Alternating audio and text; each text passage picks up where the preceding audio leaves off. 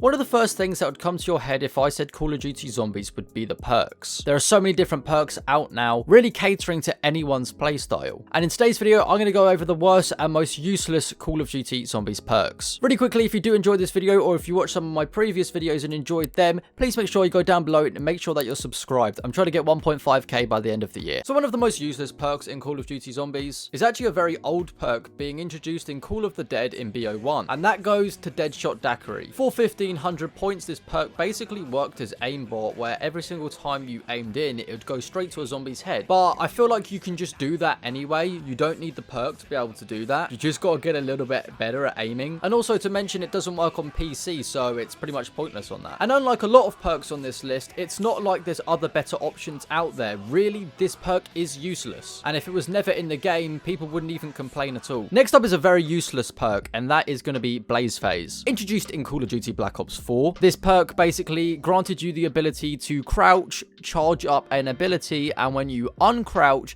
it would send you flying, and if there were zombies in your way, it would fling them out the way and potentially kill them. Now, I'm not saying this is an underpowered perk by any means. It's the fact that there's so many other better perks out there. For example, in the game that it's in, BO4, we already have PhD Slider, which sort of does the same thing, but better, as you don't get explosive damage. Now, if you gave this perk the ability to not give you explosive damage as well, it would be 10 times better than PhD, but just for the fact that it does that one little ability that you'll end up forgetting to use in later rounds, that's why it's on this list. Now, I feel like I might get a couple of people disagree with me on this choice, and I'm actually going to go for Mule Kick on this list. This perk allows the player to carry a third weapon. When you do die though, and you lose Mule Kick, you will also lose that weapon. I think there's so many different perks you can take instead of this, especially in the later games like Black Ops 3 and Black Ops 4. I feel like you don't need an additional weapon. I can see it being useful on Black Ops 1 though, as a lot of weapons on that game does burn through ammo quite quickly. Especially on Cold War, when I can have every single perk, I tend not to use it as I don't need it. Next up, we have a perk that everyone is going to expect to be on this list, and that is Who's Who. Who's Who was released in BO2 on the map Die Rise. When down with the perk Who's Who, you will be teleported to a random location on the map in sort of a ghost version of yourself. You won't have anything but the spawn room pistol, and there'll still be zombies on the map. So you're pretty much screwed. If you're on a very high round and you down and you're now in this ghost version, there's pretty much no coming back, and you are going to die, as you're not going to get past a high round and revive yourself with a spawn room pistol. What makes this perk one of the worst is the fact that it's pretty much just quick revive, but 10 times worse, and I don't know why you wouldn't pick quick revive over it. Making its debut on Transit, we have Tombstone. It's sad to see it on this list because the song was truly beautiful.